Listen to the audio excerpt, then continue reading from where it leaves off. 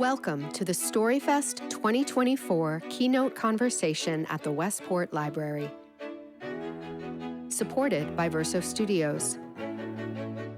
Created locally, shared with the world. Good evening, everyone. My name is Carrie, and I am part of the programming team here at the library.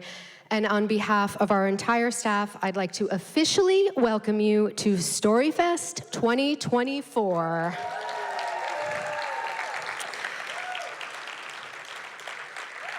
Before I introduce tonight's keynote conversation, I just wanted to take a minute to acknowledge a few people who have helped shape this festival and this evening in a really meaningful way.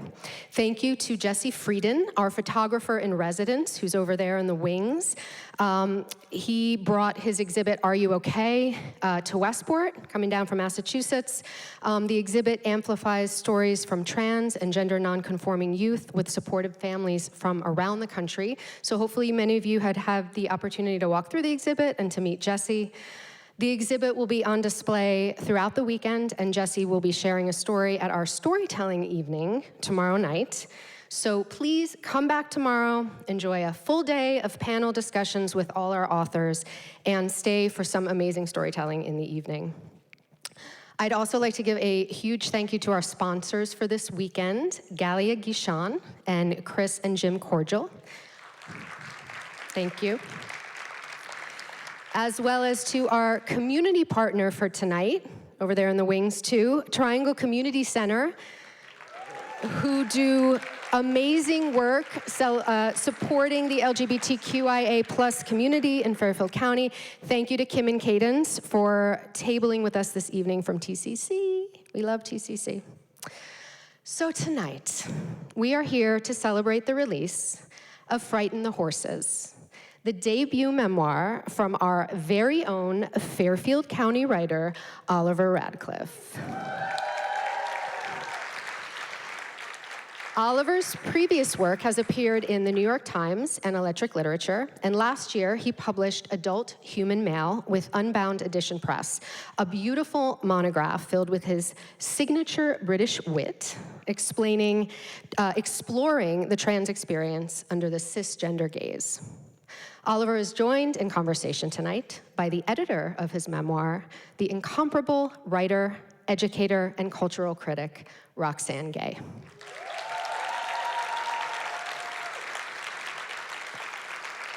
Roxane is the author of several books of fiction and nonfiction, including the New York Times best-selling collection of essays, Bad Feminist, and the memoir, Hunger.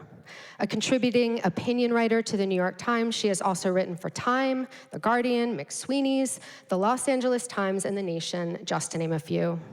Her most recent collaboration is entitled Do the Work, a guide to understanding power and creating change, with writer Megan Pillow. Roxane is also a champion of new and underrepresented voices in publishing. Her newsletter, The Audacity, publishes emerging writers regularly. And last year, she started a publishing imprint, Roxane Gay Books, with Grove Atlantic. The mission, simply, in her words, to publish books she loves by interesting writers that she hopes readers love too. One of those books being, you guessed it, the book we are here to celebrate tonight. So for many of us in the room tonight, myself included, who know Oliver and are fortunate enough to have been a part of his journey in some way, shape, and form over the years, tonight is uniquely special. But if this evening is your first introduction to Oliver and his story, I'm gonna offer just a couple words of advice. Buckle up. Wise, generous, and fierce writer and trans activist Jenny Boylan writes, Frighten the Horses is about more than a change of gender. It's about the perilous process of accepting the self in all its gnarly, glorious complexity. Oliver Radclyffe finds more manhood on his inspiring journey. What he finds, in the end, is his humanity. Frighten the Horses has already received starred reviews in Kirkus and Library Journal and has been acclaimed as one of the best books of the fall in several publications, including People, Newsday, LGBTQ Reads, and Oprah Daily, just to name a few. Truly, tonight's conversation could not more exquisitely personify what the mission of StoryFest has been from its very first baby steps 7 years ago. To amplify stories in all forms, to cultivate dialogue and relationships between writers along a full spectrum of experiences and backgrounds, and to embody one of the fundamental tenets of this library and all libraries: access to all voices, all experiences, and all stories, because they really, really matter. Yeah.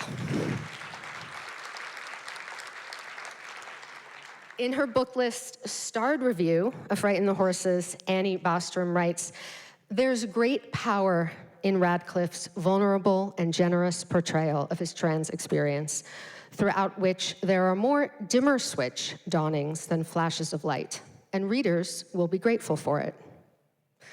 For those of us that are lucky enough to know Oliver and to have been witness to his life and work, we are certainly immensely grateful. And for those here tonight who are just getting to know this ferociously gorgeous writer and equally gorgeous human, I think it's safe to say you will soon find yourself very grateful too. Please join me in giving a huge StoryFest welcome to Oliver Radclyffe and Roxane Gay."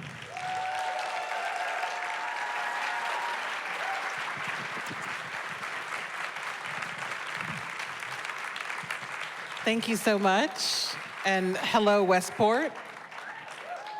It's great to be here on the water with a concert happening right behind us. I always just love the range of things. I walked up and I was like, there aren't this many people coming to a reading. Are there? And then there were. But it's a pleasure to be here. This is the 4th book that I've published in my imprint, Roxane Gay Books, and thank you. And when I started the imprint, I just had done it many years ago as a micropress called Tiny Hardcore Books, and I made books that were really tiny and hardcore. And I always wondered what I could do with resources, because I was a broke graduate student when I started the press. I had no money, and I still somehow made it work, and I just thought, what would happen? And it's not that I have millions now to play with in terms of publishing books, but I have resources to do good things with great books. And so, Oliver, before I get into many questions for you, would you be willing to read an excerpt from your memoir? I would love to. Excellent. Thank you.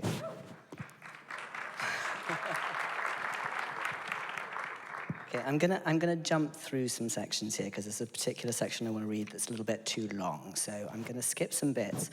But just to set the scene, this happens quite near the end of the book, and I'm in the middle of moving house out of the home that I shared with my husband for many years into my new home, and my parents have flown over from England to join me and to help me move house. And 2 bits of information that you'll need to know is that my father, when he arrives, has just recovered from prostate cancer surgery, and the name of my ex-husband is Charles. So I have just explained to my parents that their daughter, is now no longer a daughter but a son. My mother spoke first. "I think I get what you're trying to tell us. I'm just not sure how we're going to explain it to our friends." I was wise enough by now to know that when my mother spoke of her friends, she meant herself, but was too embarrassed to say so. "I'm worried they'll think it's just another phase," she continued. "One minute you're riding motorbikes, and the next you're a housewife, and then you're a lesbian, and now this. Where does it all end, they might ask." This seemed like the hardest question to answer, partly because I wasn't sure it was going to end anywhere. I was tired of the constant expectation that I stop changing. What if I didn't want to? "I know it looks like I never settle," I said, "but you're just going to have to trust me when I say this is something I need to do. I need you to support me even if you don't understand." "Does this mean you're going to have a sex change?" she asked. The term sex change isn't really used anymore. That's what they call it in the Telegraph. The Telegraph is a deeply transphobic newspaper, I replied, bristling. Please don't believe everything you read in it. But I didn't want to start off by getting defensive. I began to explain the various processes of transition while my parents listened quietly. Far from recoiling in horror, they appeared to be rising to the occasion. My father looked a little bemused, but perfectly relaxed, and instead of shutting down, my mother was interjecting with practical questions that betrayed none of the fearful reservation I'd expected. What happens if you get arrested? She asked. Will you have to go to a men's jail? No idea. I hadn't even thought about it. Don't worry, I'm very good at prison visiting. Not planning on getting arrested, Mum. And what about women-only spa days? Wait, one day I'm in jail and the next I'm in a spa? I'm just trying to work out how this is going to affect your life. We talked our way around the subject for a little while longer before my mother could bring herself to return to her original question. So will you have a, what's it called? She asked again. When I told her that I'd sent in my application for top surgery, she sucked in her breath sharply. Already? Technically speaking, I've been waiting all my life. So why wait any longer? I just don't want you to... I'm worried that once you start, you may not be able to stop, she replied carefully. Isn't it a little like the women who get Botox? First, they're only worried about a few wrinkles, but next it's fillers, and then a facelift, and suddenly they're the bride of Wildenstein. Somebody who gets a facelift because they want to look young is trying to turn themselves into something they're not, I explained, trying to stay calm. I'm trying to turn myself into something I am. It isn't vanity, it's necessity. I may never find total harmony between my body and my brain, but at least I can try. I just want you to be happy, my mother sighed. I know you do, Mum, I said, although I struggled not to read her words as an accusation, that it was my job to be happy, that by not being happy, I'd failed her. I wanted to be able to tell my parents I had no idea what my future now held, to ask for their support even if I couldn't guarantee happiness, to ask them to love me regardless, but I didn't know how.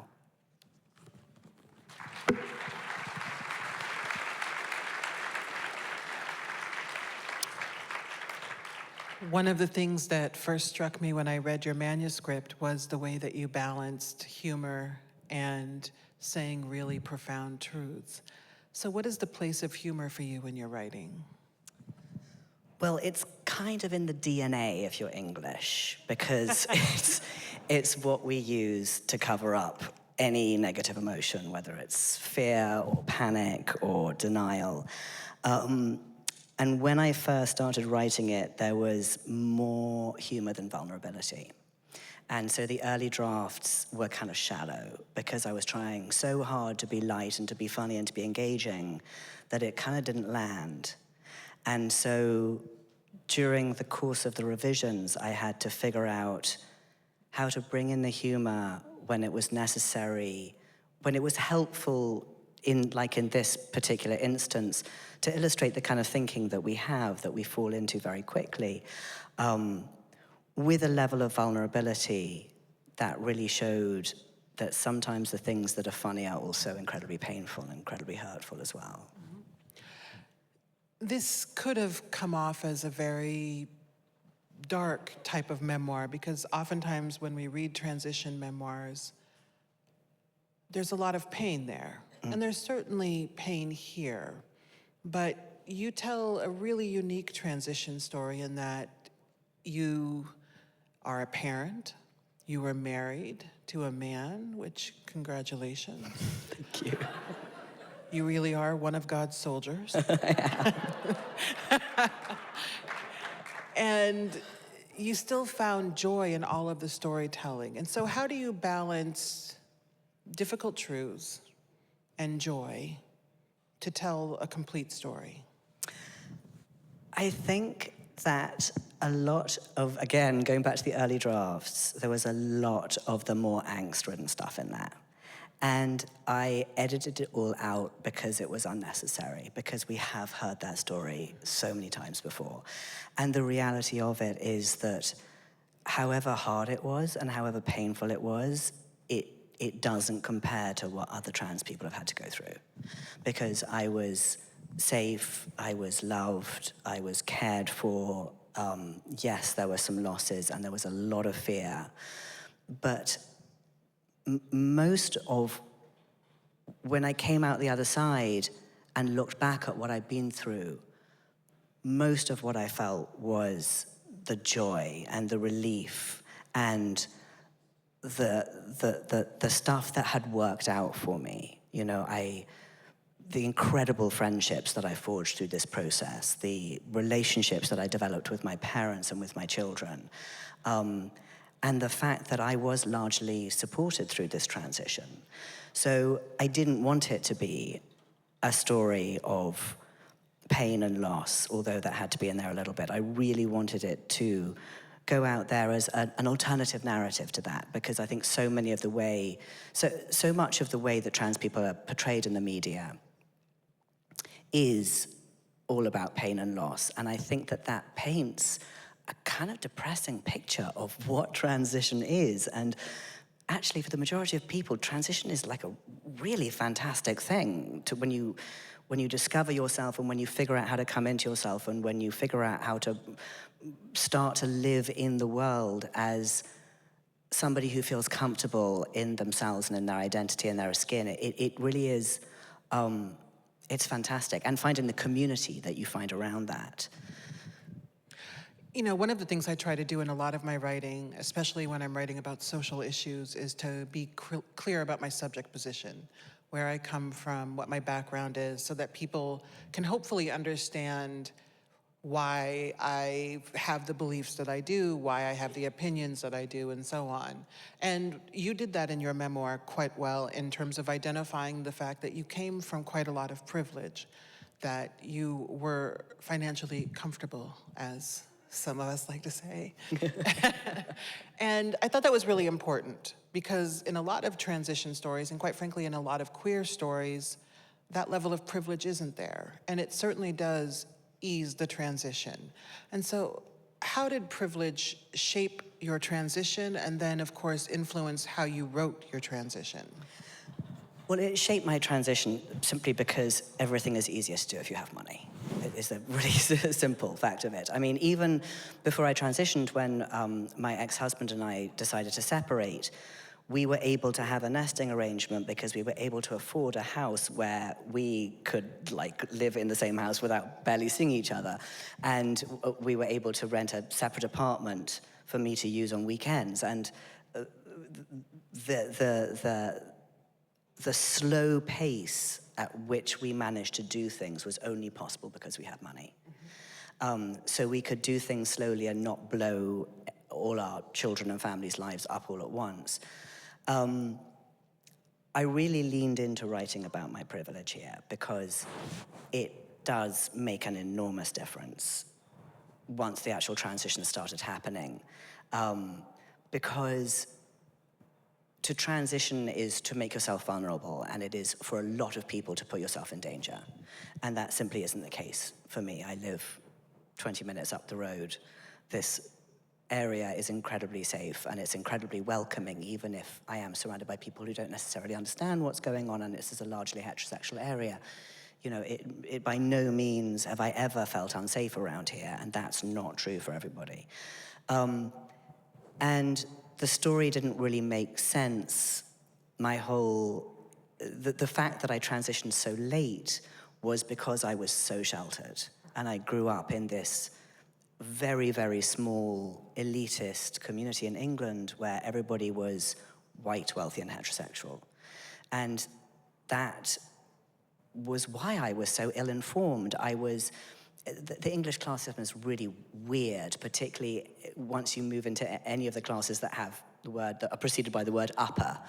Whether it's upper middle, upper aristocracy, it is incredibly exclusive. And not only is nobody allowed in, but you're not really allowed out. And if you step out, you kind of have to make a decision about which camp you're going to belong to. You can't have one foot in one camp and one foot in the other. And that's why I didn't come out as queer until I moved to this country. And when I moved here, then suddenly none of those rules applied to me. So my privilege obviously gave me safety and it gave me money, but it also constrained me a lot when I was younger. I noticed quite a lot of that shelteredness, and I know one of my first editorial notes was, did you really not know this? Because I was just like, oh my God. And at the same time, we're similar ages, and we didn't grow up with a trans vernacular. And if you are particularly sheltered, you don't know what you don't know. So one of the most charming aspects of this is that Oliver here learned and gave himself a trans vocabulary the way we all do, with books from Amazon. And so where did you start to first find the necessary vocabulary as you came out as a lesbian, and then as you realized, no, there's something more going on here? What were some of those books that really helped you find your way? Well, the lesbian stuff was more varied, and in fact, a lot of the vocabulary I found around that was through community in the end, rather than books, a lot of whom are here in the audience. Shout out to the late bloomers. And it was, you know, we used to meet weekly, and we all educated ourselves together.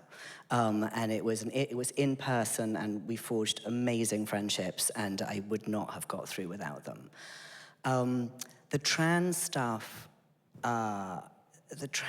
was interesting because I had trans books, but I didn't want to read them because I was too afraid. And I think that has been my history, is that this stuff that had felt so frightening, I just pushed into the periphery vision and I didn't look at.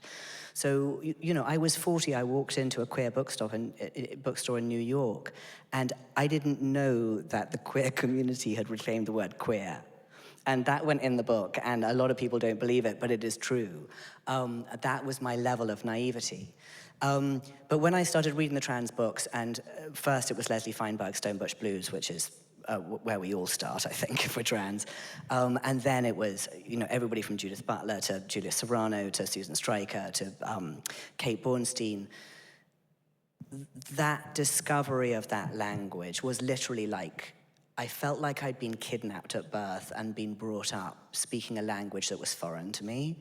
And then I found these people, and I found that they were speaking my language perfectly, and I understood it perfectly. And a lot of people didn't understand it, but for me, I felt fluent in it the minute I started reading those books. And that was when I really realized this is me coming home.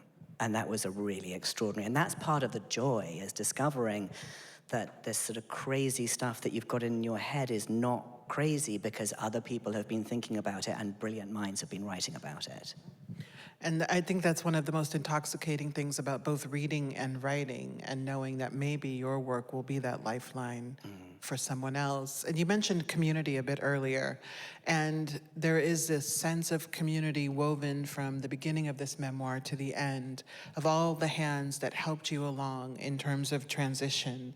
And so how do you think about community as a queer man and as someone who is now standing in his humanity? My idea of community has really broadened and changed. So when I was younger, I used to feel like, I think, a lot of people, that I didn't belong anywhere. And I was constantly trying to find a group to belong to, because I felt like if I found a group that I would feel safe. And every time I moved from one group to the other, I never quite fit, and I never understood why. And I felt very isolated, and I felt very alone for a very long time. And when I found the late bloomers, the lesbian late bloomers, I found this community that felt like home, that felt safe, people who understood me and supported me. And also in my queer AA groups, of whom there are quite a few people here tonight as well. And these were people who got me and who saw me and who supported me and understood me. Now that I've transitioned, I almost feel like the community boundaries have disappeared slightly, because the trans experience is so diverse. No two are the same. And the amazing thing about being trans is I kind of had to let go of all my preconceived ideas about myself. And when I finally let go of gender, which is the one thing I think that we don't realize how deeply rooted our identities are in gender, when you finally let go of that, because I kind of come across as quite a binary gender, but I'm really not, you suddenly get released from the restrictions of the rules that come with any group at all. And so now I hang out with queer people, with straight people, with men, with women, with trans people, with gay men, gay women, straight women, gay. My friendships have no limits, and my community has no limits, so I have no exclusivity anymore. And I think that's one of the things that has brought me the most amount of pleasure, because when I was growing up, my life was so exclusive, it felt suffocating. And to lose that completely and feel like I can now go anywhere is, I mean, that to me is real privilege. And that feels like liberation, too, that there are no boundaries, that you have found multiple places and people with whom you feel community, where you fit. The contrast is startling in the best of ways. Yeah. Writing a memoir can be tricky business, and I can't say that I love it, because you have to make yourself vulnerable, I think, to write a good memoir. But you also have to have boundaries, because you're telling your truth, and you have to tell some of the truth of other people to tell your truth, but you have to also respect their boundaries. And you were very circumspect about a lot of the people in your life that I know are important to you, and I really respected that. So how did you think about boundaries and vulnerability as you wrote the memoir? Well, the vulnerability thing, I think I learned from you before we met. Oh. By reading your work, and I actually took your masterclass. It was a good masterclass. And the way you talked about writing into trauma and the kind of courage that it takes and the boundaries that you need to set up for yourself, all of that influenced the final drafts of this book, when I had got to a place where I knew that I had to really go into the experience of being trans in a way that was deeply uncomfortable, because it really was an enormous coming out. It was talking about intensely intimate parts of my psyche and also of my body. And I decided to put that down on the paper because I can, because of my privilege, because I feel safe. I can talk about those aspects of my transition with a degree of safety, which I think a lot of trans people can't. And a lot of trans people have to have much firmer boundaries around that stuff because people disrespect those boundaries so often. But I felt like this is one area where I can use my privilege to be able to talk about that stuff and still feel safe. And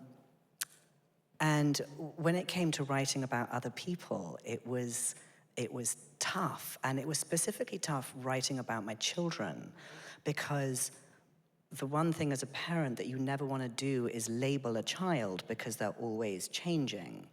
And if you put something down on paper, you're making it concrete. And so I had to be very careful about stuff that I wanted to put in there that maybe my ex-husband had said that was incredibly important at the time, but if you cement that down on paper, it takes on this whole new level of importance, and you have to be very aware of that. And with my children, wanting to say, oh, they were like this or like that, but knowing by the time the book came out, they would all have changed completely.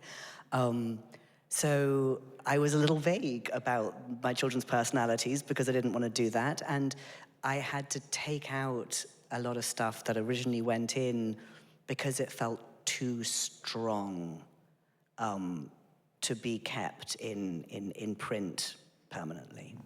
Did you let your children read the memoir? Your parents, et cetera? Yes. Have they read it yet? No. Do brand. they care? Good question.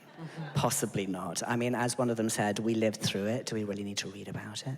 Fair enough, fair enough. So they have the British humor as well. They had, very much so, yes, even more so than me. I mean, they can take me down like that, sharp. I love the title, and when I first read the title, I was like, what the hell is this? I don't want to read about a horse trainer. Because, I mean, I get a lot of submissions. And then I was like, oh, okay. So tell us about the title. Where does it come from? Okay, it comes from a British actress called Mrs. Patrick Campbell, back in the days where you weren't allowed to have your own name. You could only go by your husband's name. And it was back when homosexuality was still illegal in England. And she was asked by a journalist for the London Times, I think, how she felt about the fact that a couple of people in the chorus of the play she was in Pygmalion by George Bernard Shaw, how she felt about the fact that they were a gay couple. And she said, darling, I don't care what they do in private, as long as they don't do it in the street and frighten the horses. And it has become in England, this is a very English attitude, is just keep it all out of sight. Don't air your dirty linen in public. And, it's advocating for staying closeted. And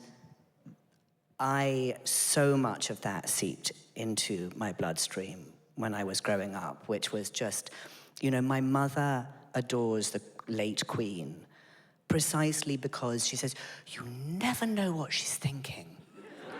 She's so impressive. You never know what she really thinks about anything.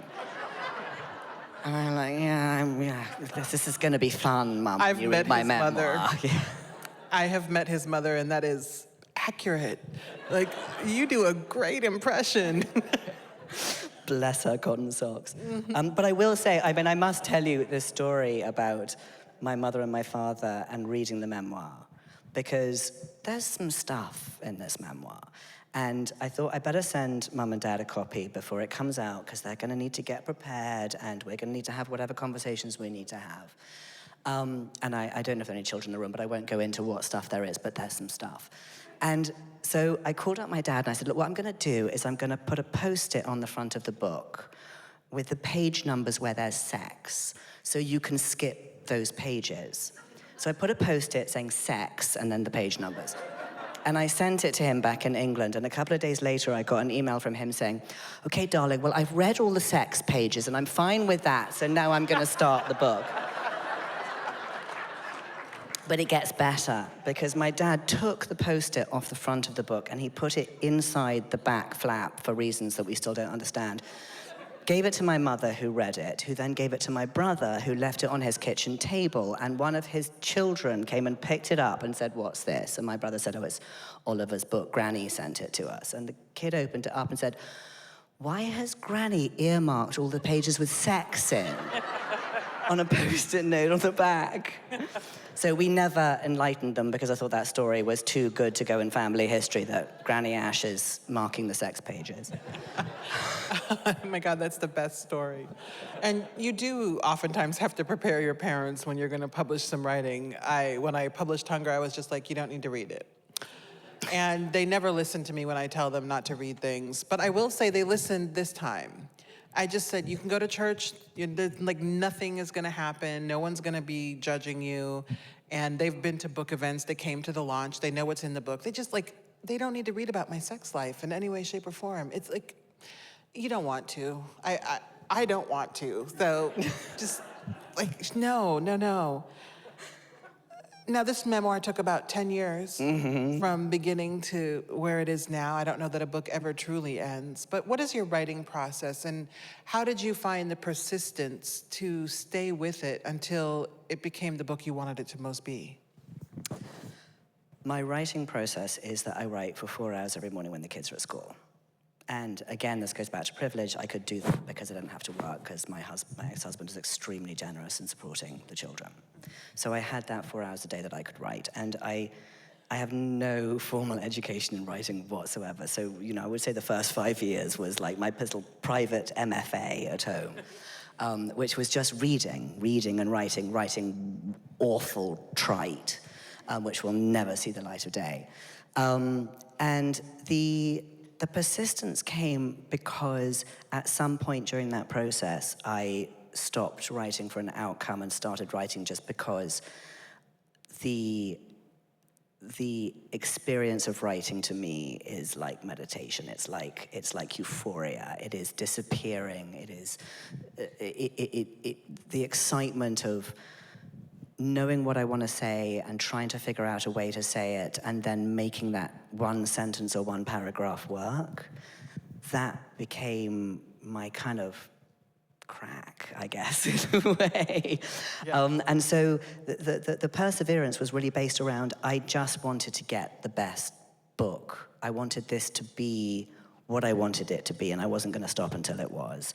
And I really genuinely didn't know whether it was going to get published because I have no platform, and it is almost impossible to publish a non-fiction book if you have no platform, until Roxane Gay put out this press announcement that said two things. It said, firstly, and I paraphrase, I don't give a fuck about platform. And secondly, you said, I'm probably not going to be that interested in sad white people marriages. And I was like, okay, well, that's me out, because half the book is about a sad white person marriage. But luckily, I think you managed to overlook that in this one. Well, you had a different sad white people, like marriage. Because, I mean, so many well-meaning people will send these memoirs, which I'm happy, and I think that there are publishers who will publish them and do a really good job. It's just not my ministry. And it's just like, okay, Beth, it's fine. I don't know that I need to be part of this. But with your book, it was so different and so unexpected. And I was like on the edge of my seat. I was like, wait, how many kids? Like a football team? Why? This is amazing. And so it really kind of kept me engaged. And, you know, it's interesting platform.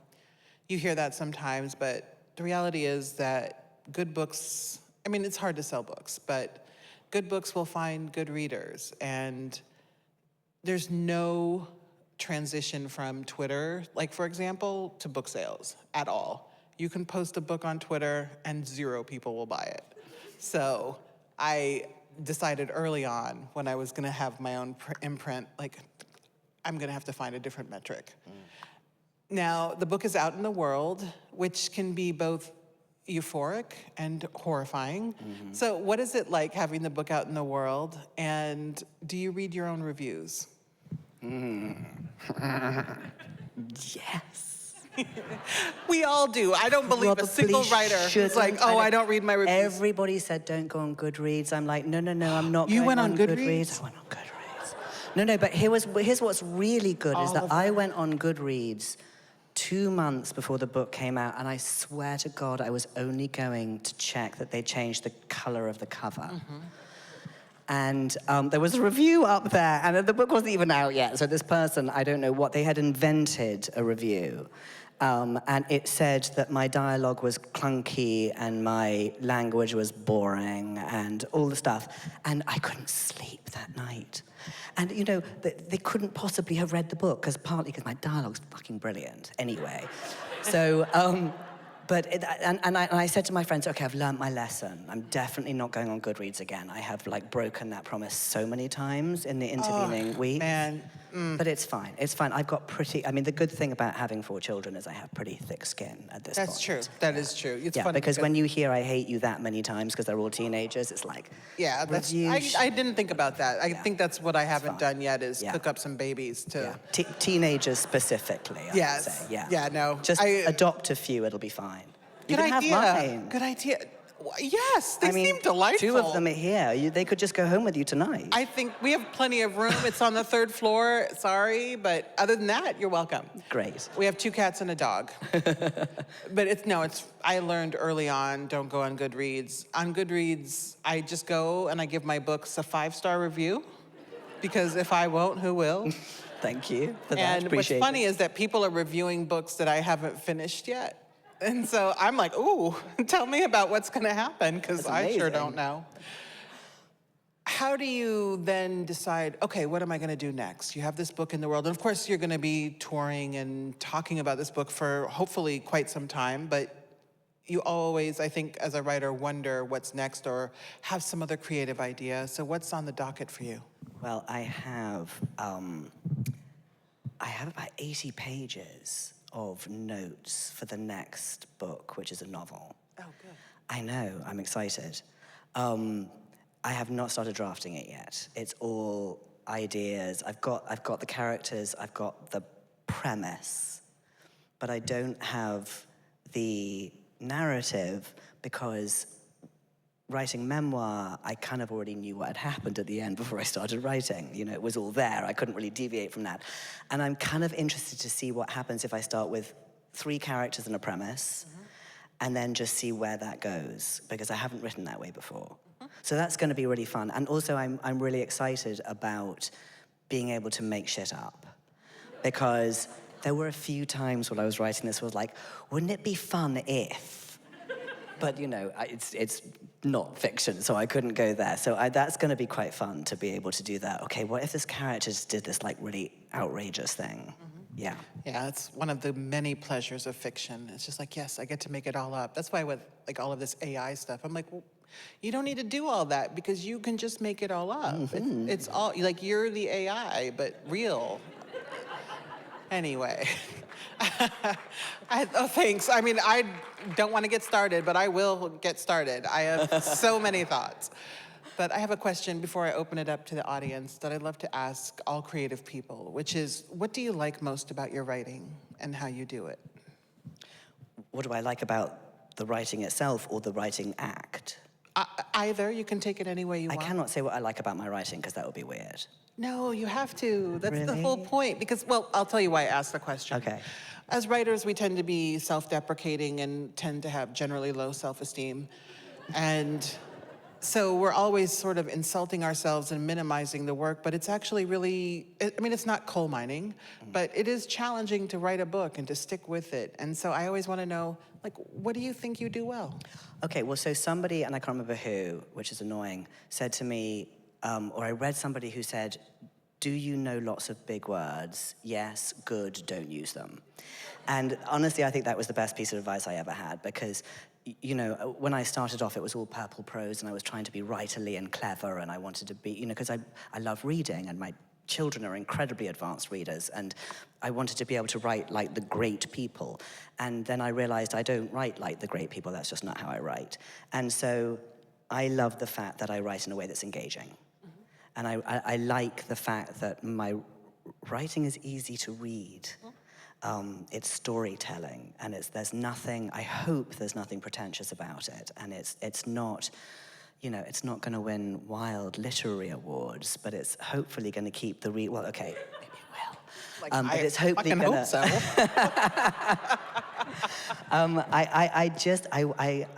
I just love the fact that everybody who's read it so far, the one word that everybody says is engaging, and that makes me really happy. Yeah. Yeah, I mean, that's, I think, what more can you ask for when people do feel connection to your work? That's amazing. Well, Oliver Radclyffe, everyone.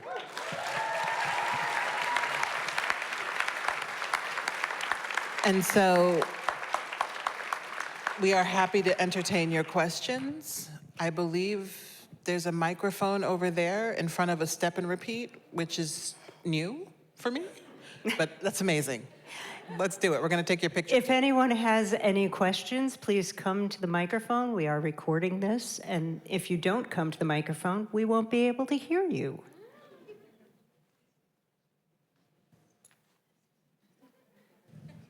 It's okay. Someone's... While we're waiting, copies of both Oliver's book and Roxane's 2 titles will be available after this in the Kamansky Room bookstore. So now I have 2 people. Wonderful to see both of you on stage. A year ago this time, Oliver, you and I were on stage talking about writing and transformation, and obviously much has transformed, even bigger than the transformations you said last year. So what's your last year been like, going from being on stage, not having this book in print, to where you are today? What's that been like? Well, I would say that... Thank you for that question. I would say that the in-between months were hideous. So the whole process of editing the book with Roxane was amazing. And getting it all kind of together, and then there was this gap that you have as a writer when all your work is essentially done and you're just waiting for publication, and it's hell. That is, I just wanted to fly to the moon or like go into deep coma or whatever. So I'm just very glad that we're finally here at this point, because this is really fun. Getting to meet people and getting to talk to people and getting the feedback from people who've read the book. This is really fun.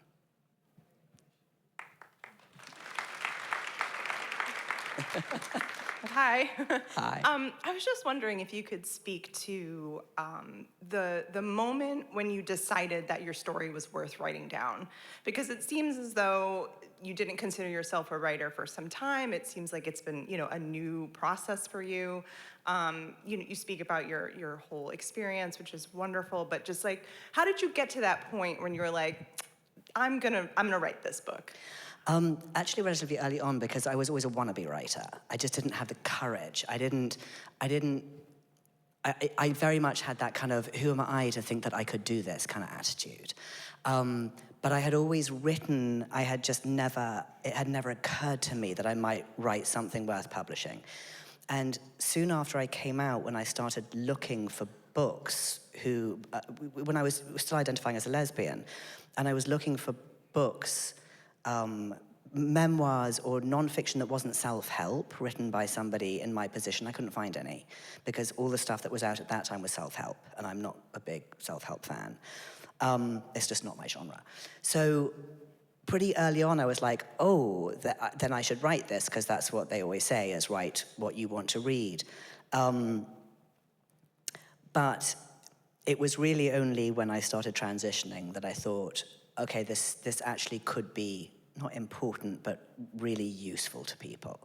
Because there was a story about coming out as a lesbian, but it is so much more acceptable now to be gay or lesbian or queer, and the trans issues are much more complex, and a lot of people are still really struggling with understanding what the hell this is all about.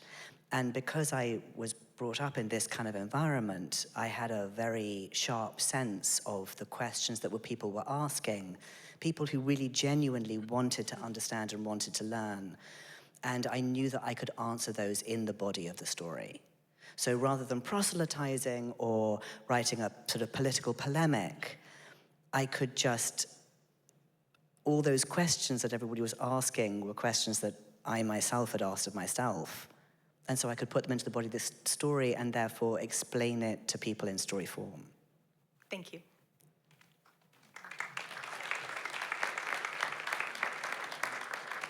Hi. My question is about how transitioning and staying in this community, what that experience was like. In my experience with family or other friends that I know who have transitioned, kind of used college as an opportunity to, like, new town, new me. Mm-hmm. And considering that you stayed in this community, what was that experience like? Do you feel like you were treated differently in your transition and after? Yes, very much so. You know what, the actual period where I had to explain to everybody what I was doing was exhausting. Because I had to come out again and again and again, and I had to have the same conversations over and over again, explaining to people why I was doing what I was doing.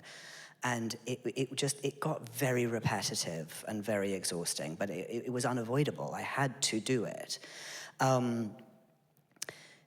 I lost some people. There were some people who couldn't keep up. There were some people who couldn't make that bridge, and they left. And it was painful, but it also meant that the people who stuck with me, those friendships really forged into something extraordinary, solid. And particularly people from this environment who, my best friend is a white, very heterosexual woman who is sitting there in the audience, Giselle. And just from the get-go, she was my rock. She was just there. She would throw a punch at anybody who came for me. So the most surprising people turned out to be extraordinarily supportive, and other people who I thought would really get it didn't. Now, I actually find it relatively easy because I pass. So most of the time, people just assume, people assume I'm a gay man, which is kind of fine, apart from it makes dating a little complicated. But because I pass, I don't have to explain myself, and then occasionally when I do, it can be funny more than anything else. So I'll be at a dinner party and someone's talking about their pregnancy, and I start talking about my pregnancy, and I get some really weird looks for a while. But that's part of the fun of it. If you can't have that fun, what are you in it for? Great, thank you. Thank you.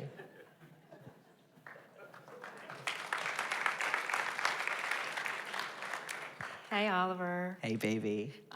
So as I was hearing you talk tonight, there was a lot that you said about transitioning, and I'm not so much talking about your, transition to trans male, but just as a person and letting go of these expectations and these labels and these boundaries, and so much of it just sort of resonated with me just as a person, as a human, and as my own journey. And then I'm finding myself, I haven't read your book yet, but I have it and I will, that if I begin talking about the role that you've played and your book played on allowing people to change, am I going to be taking away from the trans experience? Like, I don't want, even though there's sort of a grander theme of a person's transformations, is that going to be taking away from the experience of a trans person? No, I hear exactly what you're saying. And no, because I don't think that trans has a fence around it. I don't think that there's a fence, and inside this fence there are trans people, and outside the fence there are cisgender people. I think that my experience as a trans person is the same as anybody's experience who are trying to come into their own authenticity. I just had to do some very specific stuff in order to find mine. And we call that the process of transition. But it is maybe slightly more visually dramatic, and it's more socially dramatic because it's less socially acceptable at the moment. But it is really no different from anybody who is just trying to figure out how to live their life in the way that they want to live it, particularly if it goes against societal norms.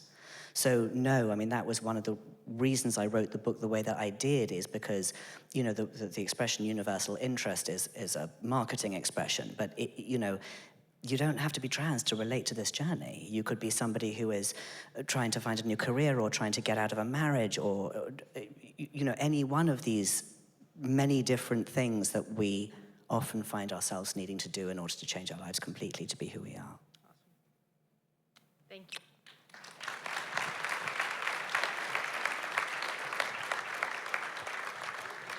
Oliver and Roxane, thank you so much for your time this evening. Can we have another round of applause, please?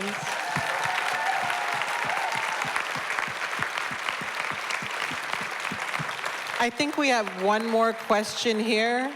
Were you trying to ask a question? Okay. We would need to have you over here at the microphone, though.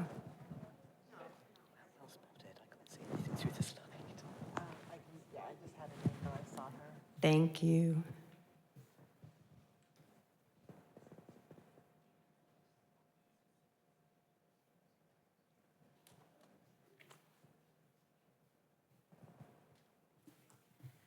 So, as someone who has a book, a memoir, that I want published, I'd like to ask Roxane a couple of questions.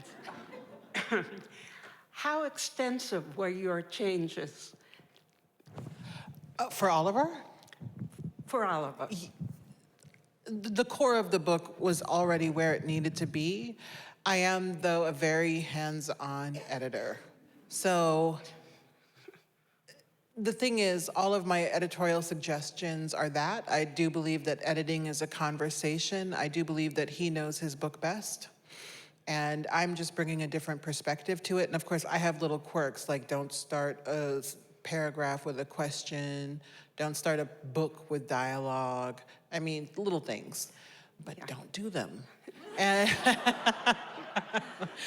and so, and I will take out the word that if it's being used, or just, like, don't do it. Oh, and semicolons. Yeah. Mention the semicolons.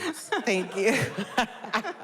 So there were quite a lot of suggestions, but it wasn't like a huge overhaul at all. It was more just, how can we make this story clearer, and how can we make sure that there is a narrative focus, that you are making narrative decisions that contribute to that focus as effectively as possible. So you didn't restructure it? There wasn't really a lot of restructuring. No, there was a bit of, this stuff isn't very interesting, and a little bit of, we want a little bit more of that. And she was right on every single case. I think I think she really was. I think there were maybe like two in the whole of the editorial process. There were like maybe a couple of things I pushed back on. They were just on the sentence level. But other than that, it was, I mean, she was spot on. Yeah, I'm a great editor. I'm not even going to pretend. Like, I will be like, I'm okay as a writer, but as an editor, I'm very good. And I will say, the things that Oliver pushed back on, he was right to push back on them because they were things that were specific to his voice and the voice that he wanted to maintain. And also some of them were Britishisms, and he's British. So, like, I just had to get over it, and I did. And also don't do what I did, which is waiting until everything has been handed in and finalized, and then go, oh, I need to change something at the end, because don't do that. I'll be honest with you, Oliver, every writer, myself included, does it. It's okay. Thank you. Thank you. Thank you.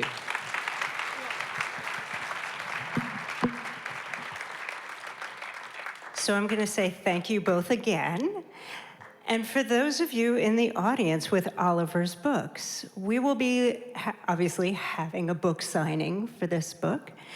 We will have a calm line starting at the Kamansky room door and just lining straight up here. We also have copies of Roxane's books available for purchase. And if anyone has decided that you want extra copies of Frighten the Horses, we have a few that you can buy now as well. So thank you so much for kicking off StoryFest in such a wonderful, wonderful way. And I hope everybody comes back tomorrow to see our other fabulous authors. Thank you all so much for coming out tonight.